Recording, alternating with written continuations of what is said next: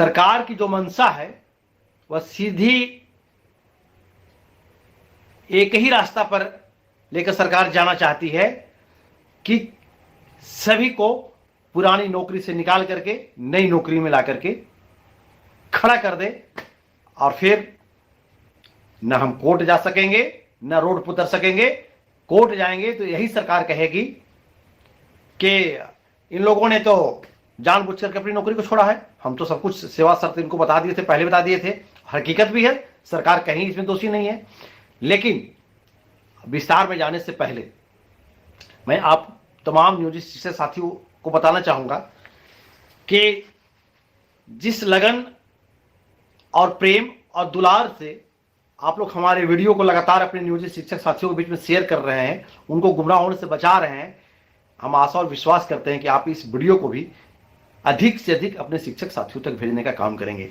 साथियों, मेरा इतना कहने का बस एक ही मकसद होता है, एक ही कारण है कि आज बिहार में जितने शिक्षक साथी के पास मेरा वीडियो पहुंच रहा है, उनके तरफ से जो फोन मेरे पास कॉल जब बैक होकर के आता है, तो जो उनकी मनोदशा थी, जो उनकी स्थिति, मानसिक स्थिति हो गई थी बीच में, वह सुनने के बाद हृदय रो जाता है। यही कहते हैं कि भैया आप तो हम लोग के लिए भगवान के रूप में खड़े हो गए, हम लोग तो आशा छोड़ दिए थे कि सब नेता भाग गया, हम लोग फलना नेता गुमराह करके डरा के फार्म भरवा दिया, फलना ये करवा दिया, अपने स्कूल का शिक्षक कहा कि नहीं भरो तो नौकरी चली जाएगी। मतलब हम लोग मानसिक तनाव में आकर के फॉर्म भर दिए थे, ये केस थे, आप नहीं अगर बीच में आते तो हम लोग सब नौकरी छोड़ने के कगार पर आ गए थे। लेकिन खैर, हमारी इस वीडियो के माध्यम से जितने लोग जुड़ गए, आज उनमें एक नई जज्बा पैदा हुई, एक नया जोश पैदा हुआ, और उन्होंने संकल्प लिया कि हम किसी भी कीमत में अपनी पुरानी नौकरी को नहीं छोड़ेंगे। आखिर क्यों छोड़ेंगे? सरकार तो चाह रही है, चाहती है, सरकार की यही मंशा है। अगर सरकार की मंशा नहीं रहती तो और बिहार में पढ़े लिखे युवा नहीं है। बिहार बेरोजगारी का दंश झेल रहा है, बिहार में पढ़े लिखे लाखों युवा रोड पे मारे चल रहे हैं, उनको शिक्षक बनने का मौका क्यों नहीं दिया? जहां शिक्षक बनने का मौका देना था सरकार को, वहां लाया जा रहा है, यूपी और हरियाणा से शिक्षक लाया जा रहा है, गुजरात से शिक्षक लाया जा रहा है, दिल्ली से, चंडीगढ़ से शिक्षक लाया जा रहा है, फैजाबाद से शिक्षक लाया जा रहा है। क्यों? इसलिए शिक्षक लाया जा रहा है कि वो शिक्षक जब आएंगे तो गर्दनी बाग नहीं पहुंचेंगे, उनको 25,000 रुपये फिक्स कर दिया गया। जिस प्रकार से हमारे बिहार के पढ़े लिखे युवा नौकरी के अभाव में जाते थे दिल्ली में और मुंबई में जाकर हरियाणा में फैक्ट्री में काम करते थे, उस प्रकार से दिल्ली, मुंबई और ये हरियाणा, उत्तर प्रदेश के पढ़े लिखे युवाओं को बिहार के शिक्षा विभाग के फैक्ट्री में लाकर डाल दिया गया 25,000 रुपये। और सरकार यही चाहिए कि सबको एक तरह का कर दो, कि न इनके पास समान वेतन रहे, न समान वेतन की मांग करे, क्योंकि हमारी लड़ाई तो थी समान काम का समान वेतन। हम राजकर्मी के लिए कहां लड़ाई थे? राजकर्मी अगर हम नहीं है तो सरकार फिर क्यों हमसे राजकर्मी का सारा काम करवा रही है? सरकार का सारा काम करने के लिए हम राजकर्मी थे 20 साल से, 23 साल से हैं। और आज अब कहते कि हमको राजकर्मी वाली मांग नहीं थी। हमारे जो साथी गुमराह हो गए, जो हमारे शिक्षक नेता गुमराह हो गए, जो हमारे शिक्षक नेता डर गए, या खुले शब्दों में हम बोलना चाहेंगे, जो हमारे शिक्षक नेता सरकार के पास जाके अपना माथा टेक दिए और सरकार के हाथों आंदोलन को बेच दिए, उनको इतिहास कभी माफ नहीं करेगा। इतिहास की सबसे बड़ी, भारत की आजादी के बाद अगर शिक्षक समाज में कोई बहुत बड़ी गलती हुई होगी तो सबसे बड़ी गलती यही हुई कि शिक्षक नेताओं ने मिलकर करके शिक्षक को गुमराह करके, शिक्षक में डर पैदा कर करके, और 23 साल, 10 साल, 15 साल की नौकरी को लोग छुड़वा दिया मास्टर को। सरकार के पास बिहार में पढ़े लिखे लोग नहीं थे क्या? आज जो तरह तरह के समझा रहे हैं, विशिष्ट शिक्षक बनने के बाद शिक्षक को गुमराह कर रहे हैं कि आप भी भर दीजिए, नहीं तो आपकी नौकरी चली जाएगी। अभी कोई हमारे भाई पोस्ट लिखे थे, उनका पोस्ट अच्छा लगा, मैं नाम याद नहीं आ रहा है मेरे जुबान पे, लेकिन हमारे खबर पे उनका पोस्ट था कि संस्कृति के अनुसार जब कोई महिला विधवा होती है तो विधवाएं महिला ही आन के उनकी चूड़ी को फोड़ती है। अब पता नहीं इसके पीछे क्या उनका रहस्य, तो उनका भी कहना ठीक हुआ कि आज उसी प्रकार से विधवा बिलाप कर रहे हैं। ये जितना फोन प्रेशर आ रहा है कि भैया हमारे स्कूल में समझा रहा है कि नहीं भर दीजिए लोग नौकरी चल जाएगी। अरे आप क्यों आप चले गए?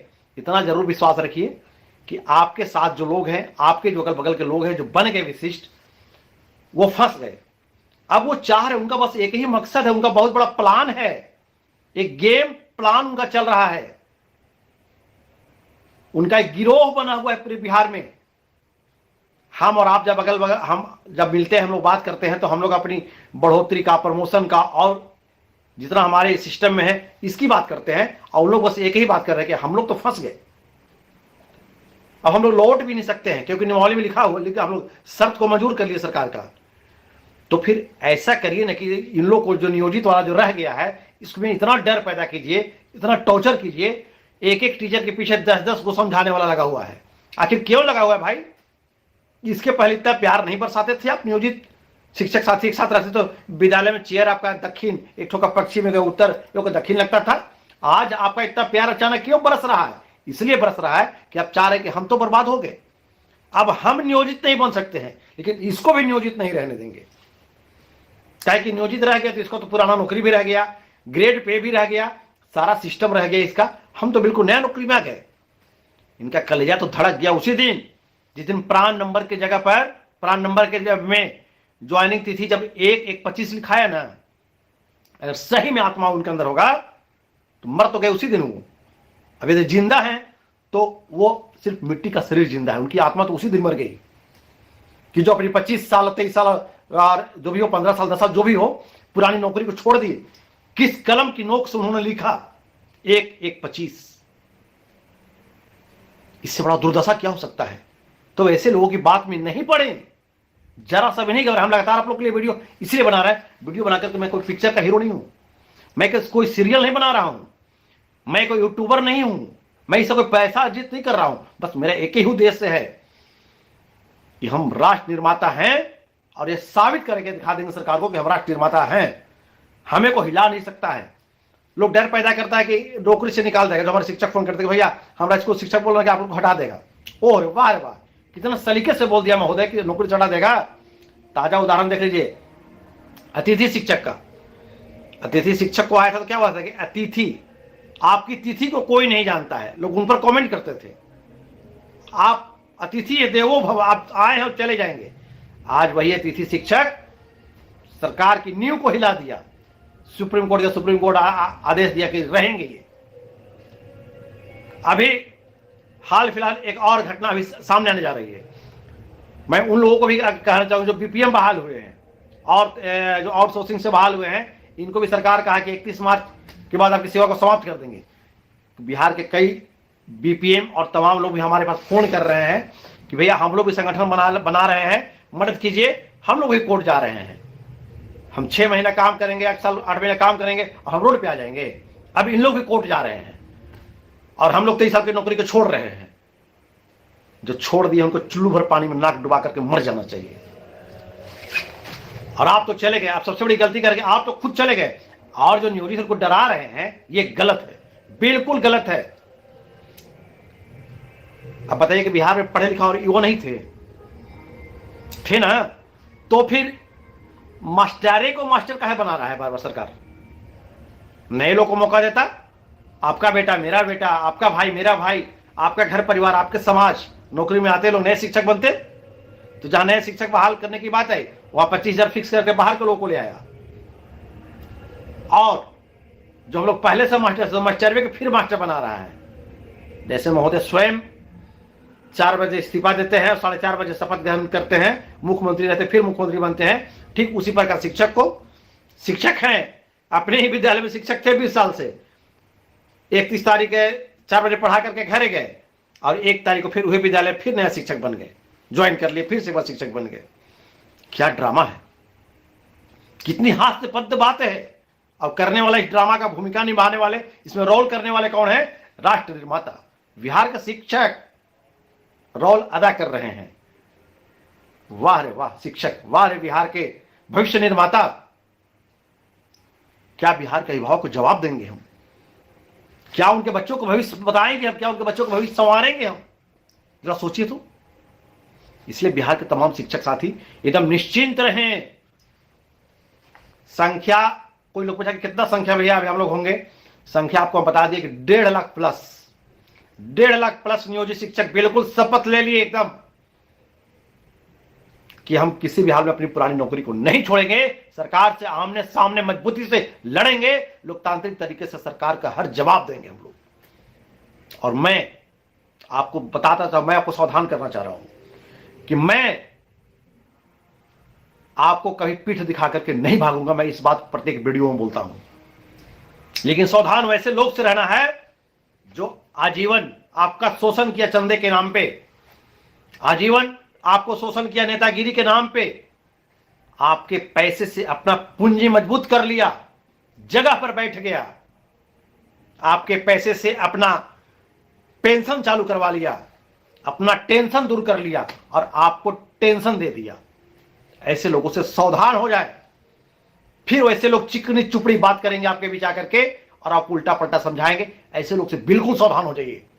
अगर फिर किसी तरह से आप लोभ में, दोस्त में, दोस्ती के नाते, जाति के नाते, धर्म के नाते फिर अगर किसी तरह से वो आपको चंगुल में ले लेते हैं, वैसे नेता आपको ले लेते हैं, आपको चंगुल में अपने, तो इस बार आपको बर्बाद कर देंगे। इसलिए यदि हमारी बात आपको अच्छी लगती है, मैं यह नहीं कहता कि मैं भगवान हूं, मैं भी आपकी तरह इंसान हूं, मैं भी आपकी तरह शिक्षक हूं, लेकिन मैं राष्ट्र निर्माता की भूमिका में हूं। अगर हमारी बात आपको अच्छी लगे तो आप बात को समझिए, शेयर कीजिए, लोगों को बताइए और दृढ़ संकल्पित होकर के एक इरादा पे अटल रहिए, पुरानी नौकरी को नहीं छोड़ेंगे तो नहीं छोड़ेंगे। प्रमोशन के लिए कई जिलों से फोन आया कि भैया हमारे जिला में नहीं निकाल रहा है, दरभंगा से फोन आ रहा है और कई से फोन आया है, मोतिहारी से फोन आया है, कई जगह से फोन आ रहा है। फोन तो लगातार 500-400 प्रखंड से लगातार आता है, साथियों से मिलते रहते हैं।